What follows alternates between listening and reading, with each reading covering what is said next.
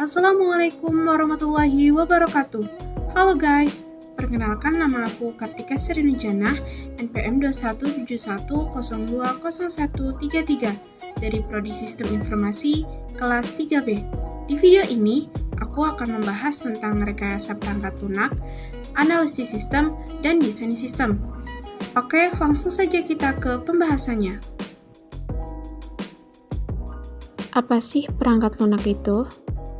Perangkat lunak atau software adalah istilah khusus untuk data yang diformat dan disimpan secara digital, termasuk program komputer, dokumentasinya, dan berbagai informasi yang bisa dibaca dan ditulis oleh komputer. Pembuatan perangkat lunak memerlukan bahasa pemrograman yang ditulis oleh seorang pemrogram untuk selanjutnya dikompilasi dengan aplikasi kompiler sehingga menjadi kode yang bisa dikenali oleh perangkat keras. Jadi, apa itu rekayasa perangkat lunak?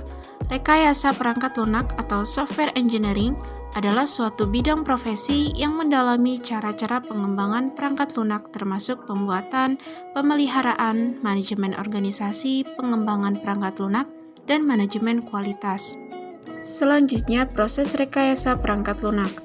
Proses rekayasa perangkat lunak adalah proses yang terus berulang, karena karakteristik perangkat lunak yang membutuhkan pemeliharaan dan continue development agar perangkat lunak tidak kadaluarsa. Model-model pengembangan perangkat lunak yaitu menggunakan pola tahapan, yang pertama analisis, kedua desain, ketiga coding, keempat pengujian, dan kelima pemeliharaan. Bagaimana sih teknologi informasi sosial itu? Di dunia saat ini tengah menghadapi maraknya perkembangan kemajuan teknologi informasi, di mana kemajuan ini mendukung arus globalisasi yang semakin mencuat. Informasi dari berbagai dunia mampu kita terima bahkan seolah tanpa batas. Teknologi informasi hadir untuk sarana kita belajar melihat dunia dari semua sisi yang berbeda. Tapi kita perlu memahami apakah informasi itu berguna dan perlu untuk kita bina. Jadi, filterisasi itu penting dilakukan untuk kemudian bisa menciptakan pemikiran yang cerdas. Pembahasan yang selanjutnya yaitu analisis sistem. Apa sih analisis sistem itu?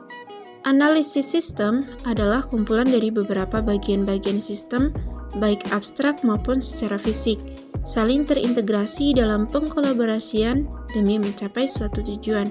Seorang analisis sistem yang sukses harus memiliki dan dibekali dengan beberapa keahlian spesifik, seperti 1. Keahlian analisis, 2. Keahlian teknis, 3. Keahlian manajerial, 4. Interpersonal skill.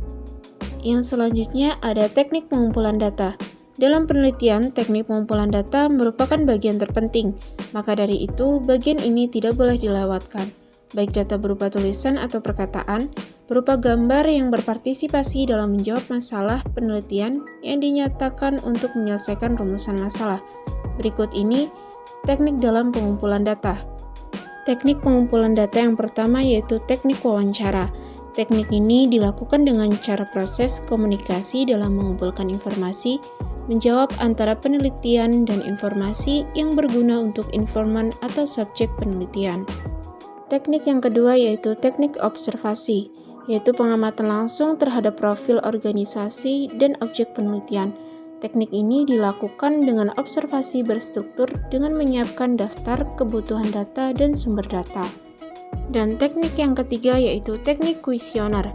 Kuesioner digunakan untuk memperoleh informasi pribadi, misalnya sikap, opini, harapan, dan keinginan responden. Idealnya, semua responden mau mengisi atau lebih tepatnya memiliki motivasi untuk menyelesaikan pertanyaan atau pernyataan yang ada pada kuesioner penelitian. Jenis kebutuhan. 1. Kebutuhan fungsional atau functional requirement adalah jenis requirement yang berisi proses-proses yang harus dilakukan oleh sistem informasi yang harus ada di dalam sistem. 2. Non-functional requirement adalah tipe requirement yang berisi properti perilaku yang dimiliki oleh sistem, operasional, performance, keamanan, politik, dan budaya. Selanjutnya, definisi desain sistem. Desain sistem adalah kebutuhan-kebutuhan fungsional untuk mempersiapkan rancang bangun implementasi yang berupa penggambaran, perencanaan, dan pembuatan sketsa atau pengaturan dari beberapa elemen terpisah ke dalam satu kesatuan yang utuh dan berfungsi. Itulah pembahasan materi dari saya. Sekian, terima kasih. Wassalamualaikum warahmatullahi wabarakatuh.